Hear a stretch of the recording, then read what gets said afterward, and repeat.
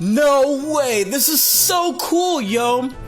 Yo, honestly, I just stumbled upon this thanks to my boy TS Vector, along with Deigo, Utes, Xenon, man, all you clowns! We're doing this way before I was doing it, man. So this is like Gen 2, except I'm playing it on Wi-Fi on Pokemon Stadium 2. How cool is that? It's so cool that I even forgot to like record like the beginning of the match. So let me tell you guys what happened. Both of us set up spikes. Afterwards, I trapped his Snorlax with my Persongs, and that was the last turn. I switched into Fortresses in case he happened to have the self-destruct. I wasn't counting on the self-destruct destroying both me and him, so I brought in Fortress to sponge it, but unfortunately that doesn't happen. I was asleep earlier because his Snorlax had Lovely Kiss. So here we are. We're up against Zapdos and my Dragonite. I'm on the other end, by the way. And all my Pokemon, you'll notice, have like that kind of name, like Enza or something like that. That's like derivative directly from like Pokemon Stadium. I remember a guy who just had like all his Pokemon that had like Enza at the end of his name. It didn't even make sense. I don't even know, but I just kind of wanted to be a little bit derivative of Pokemon Stadium itself when I was nicknaming my Pokemon. I get hit with the Hidden Power Ice, and I'm just gonna bring in my boy Tyranitar now, and he's gonna obviously switch up moves, which I think that he was gonna do. Thunder kills Dragonite anyway from that amount of HP, so it makes sense that he will switch up his moves. Bring in Tyranitar, Tyranitar sponges it. And I guess it's too much of a, I guess like a risk or something like that for him to stay in and risk another Thunder. I'll go for the Pursuit. Pursuit is not going to do as much as it would in subsequent gens like in Gen 4 and Gen 5 because Dark type moves are special oriented. So I'm just going to bring in my boy Cloyster now. I mean, he's going to bring in his boy Cloyster now. He's going to hurt by the Spikes. Spikes, I believe, does 25%. Or something like that, like something close to when you have like 2 layers of spikes on the field in Gen 4 and Gen 5. So he's gonna misclick and go for another layer of spikes. He actually went for an ice move, I believe he said. But I'm just gonna get off of Ancient Power. Ancient Power is physical, so it doesn't do all too much to the Cloyster. I'm just gonna switch right out into my boy, wait for it, Dragonite. So just to take the Surf, because I'm just staying in with the Tyranitar. Tyranitar just doesn't take super effective damage from ice type attacks, so I figured he was going to go for the Surf anyway. So now I'm just going to go for the Thunder, I believe, but he's smarter than that. He switches out, I believe. I didn't show him Thunder yet. He knows that I have like Dynamic Punch, but he doesn't know that I have like Thunder. So now I'm just going to smack his Zapdos along with the Thunder.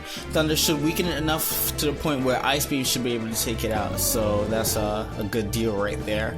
So I'm able to recover the leftovers. What I like about this game, what I actually remember, is that like secondary effects take place like after, like secondary positive effects, I should say. Like let's say something faints, right?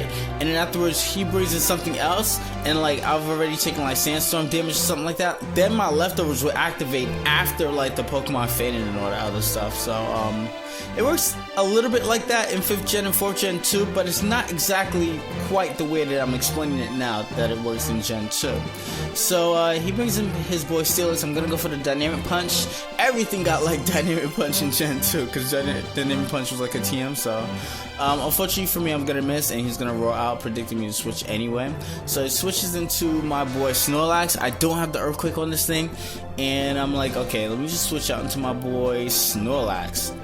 My boy Slowbro, because he might want to actually get off a curse or something like that, or maybe go for the Earthquake.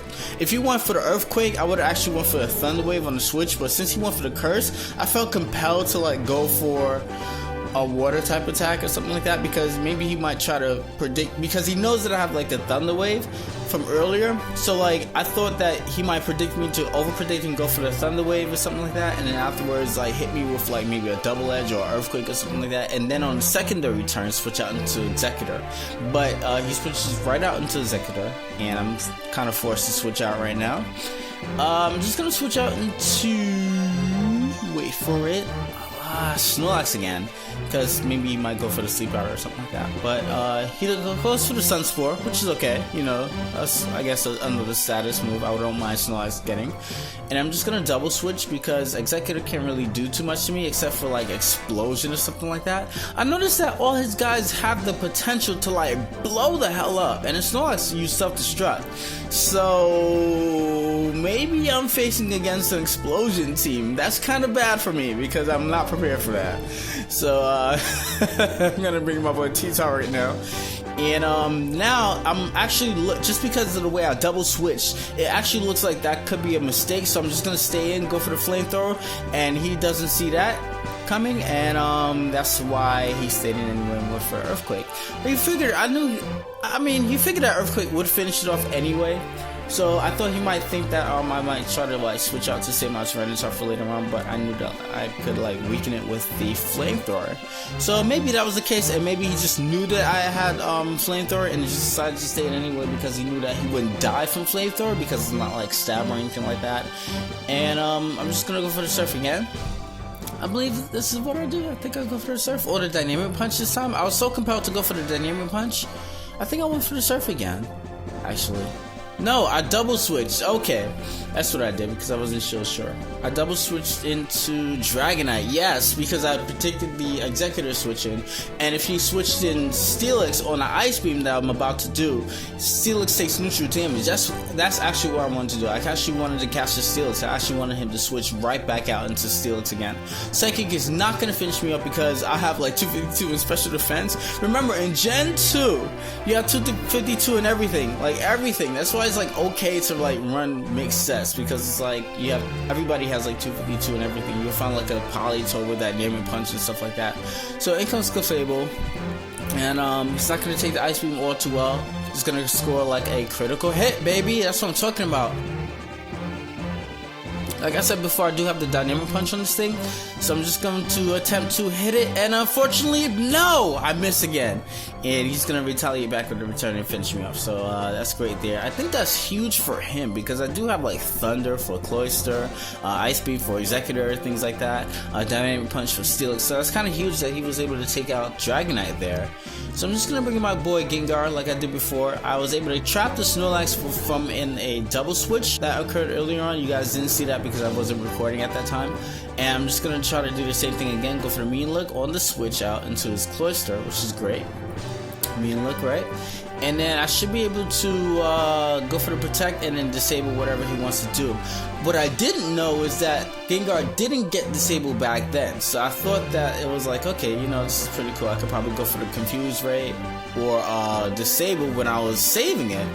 But I was informed after the battle that Gengar does actually not have access to disable. So I apologize for that. And I'm just going to go for the Power Song now. And feign after 3 turns, I believe. I think he was gonna like switch up his moves or something like that. So he went for the Icy Wind, and then afterwards, yeah, I disabled Surf. That's what happened. So I'm just gonna go for the Protect again. And I think I'm able to get like 2 Protects in a row or something like that. I was contemplating whether I should actually switch out because I thought that his Cloyster may have Explosion. So I might actually want to like switch out or something like that to like maybe Slowbro to like get like a Surf damage or something like, or like a switch or something like that. It was like this move right here was so hard to make. Like, do I Protect again or do I like switch out right now? I don't even know what to do. So I decided to Protect again, and I'm like, you know, let me just stay in anyway. He can't really do all too much to me anyway because his Surf is disabled. Icy Wind's not doing all too much to me. I'm just gonna switch into Snorlax because Slowbro, because Slowbro is a physical wall, and he should be able to sponge an Explosion, I believe. I hope so. I must be mistaken then again, you know. But then again, Explosion cuts your defense in half, and this clown has 252 in attack, thanks to the way that Gen 2 works, so yeah, Slowbro's not living that. Rejoining the battle. Oh, he stepped right out on the spike. A massive explosion. A heavy hit. Oh, quick collapse. Unbelievable. They both go down.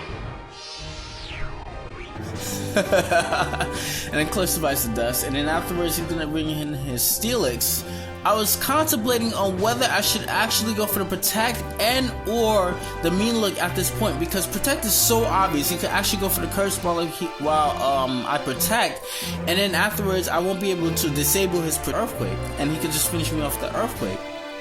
So I was thinking like, alright, he might want to go for anything but Earthquake at this point. I'm just gonna Mean Look to risk it, and then unfortunately for me, he does go for the Earthquake first turn. I'm like, if only I protected, man. But then if I protected and went for like Disable or something like that, he probably would have switched out on the Disable, so I would have to probably Mean Look or something like that on the Switch anyway. Using Gengar on Steelix would have been tricky, and not only that, but he has like Explosion on his Steelix as well as his Executor, as you guys are about to see. So that was a great game. I definitely had a bunch of fun. This is nuts. Pokemon Stadium 2 on Wi-Fi? Are you kidding me? That's amazing. And there goes the battle.